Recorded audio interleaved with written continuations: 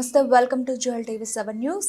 మే 13న జరగనున్న పార్లమెంటు ఎన్నికలతో పాటు సికింద్రాబాద్ కంటోన్మెంట్ నియోజకవర్గం ఉప ఎన్నిక కూడా జరుగుతున్న విషయం తెలిసిందే. ఈ ఉప ఎన్నికల్లో కంటోన్మెంట్ నియోజకవర్గంలో ప్రతి ఓటరు 2 ఓటులు వేయాల్సి ఉంటుంది. ఈ ఉప ఎన్నికల్లో కాంగ్రెస్, బీజేపీ, బీఆర్ఎస్ పార్టీల మధ్య త్రిముఖ పోటీ నెలకొంది. కాంగ్రెస్ పార్టీ అభ్యర్థి శ్రీ గణేష్, బీజేపీ అభ్యర్థి వంశీ తిలక్, అలాగే బీఆర్ఎస్ అభ్యర్థి నివేదిత సాయిన తలపడుతున్నారు. నియోజకవర్గంలో విస్తృత స్థాయిలో ఎన్నికల ప్రచారం జరుగుతోంది. మల్కాజ్గిరి పార్లమెంటు నియోజకవర్గంలో కాంగ్రెస్ పార్టీ అభ్యర్థి పట్నం సునీత మహేందర్ రెడ్డి, బీజేపీ అభ్యర్థి ఈటెల రాజేందర్, బీఆర్ఎస్ అభ్యర్థి రాగడి లక్ష్మారెడ్డిల మధ్య తీవ్ర పోటీ నెలకొంది.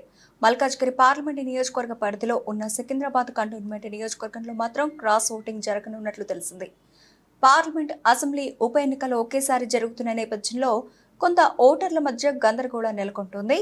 అలాగే క్రాస్ ఓటింగ్ జరిగేటట్లు కూడా సమాచారం అందుతోంది.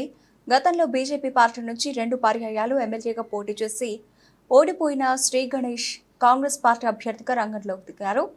ఆయనపై ఉన్న కొంత సానుభూతితో ఓటర్లు మొదటి ప్రాధాన్యతతో కాంగ్రెస్ అభ్యర్థి అయిన శ్రీ గణేష్ కు, రెండవ ప్రాధాన్యతతో పార్లమెంట్ అభ్యర్థి ఈటెల రాజేందర్ కమలం గుర్తుకు ఓటు వేయబోతున్నట్లు తెలిసిందే. అయితే అలాగే పార్లమెంట్ బీఆర్ఎస్ అభ్యర్థి రాగడి లక్ష్మారెడ్డి, కంటోన్మెంట్ బీఆర్ఎస్ అభ్యర్థి నివేదితల మధ్య కూడా క్రాస్ ఓటింగ్ జరుగుతుందని తెలిసింది.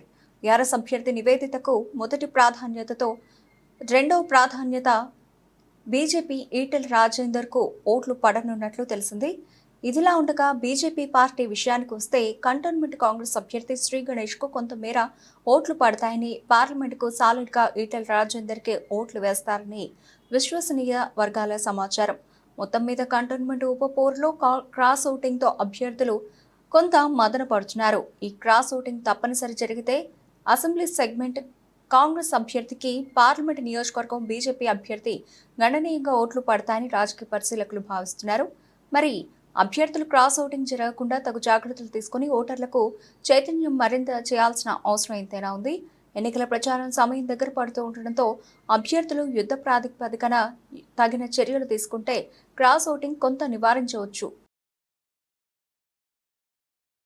ఇప్పుడు సికింద్రాబాద్ కంటోన్మెంట్ లో బై ఎలక్షన్స్ ఉన్నాయి కదా, ఎట్లుంది? ఏ పార్టీ గెలిచే అవకాశం ఉంది? కాంగ్రెసే బాబు. ఎమ్మెల్యే క్యాండిడేట్ గా మళ్ళీ ఎవరు గెలవబోతున్నారు అనుకుంటున్నారు?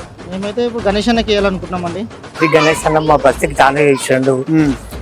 కరెంట్లు, బోరింగ్లు మన ఖరాబ్ అయితే నల్లాలు ఆయన చాలా మడి చేసాడు. మా బస్సుకి ఆయన రావాలని మేము కోరుకుంటాం.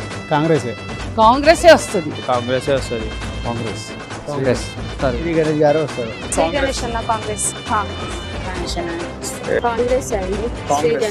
సో అన్న గెలవాలని గెలిపిస్తాము గెలవాలని కోరుకుంటున్నాం కూడా.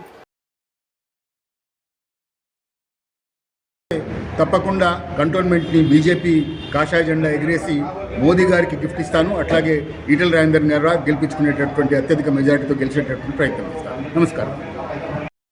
ఉన్నారు ఇప్పుడే మాది వార్డ్ వైజ్ మీటింగ్స్ ఇప్పుడే స్టార్ట్ అయ్యాయండి. నన్ను అభ్యర్థిగా ప్రకటించిన తర్వాత నుండి మా ఇన్ఛార్జ్ శ్రీధర్ రెడ్డి గారు, రాజన్న గారు, మేమందరము అన్ని వార్డ్ వైజ్ మీటింగ్స్ మొన్ననే స్టార్ట్ చేశాము. సో అందరూ కూడా మీటింగ్స్లో పాల్గొంటున్నారు. ఇప్పుడు ఇంకా మా పాదయాత్రలు స్టార్ట్ చేయలేదు. మాకు ఒక మేజర్ అందరిది అంత కంటోన్మెంట్ది ఉన్న మా కార్యకర్తల సమావేశం తర్వాత నుండి మేము స్టార్ట్ చేసుకుంటాం.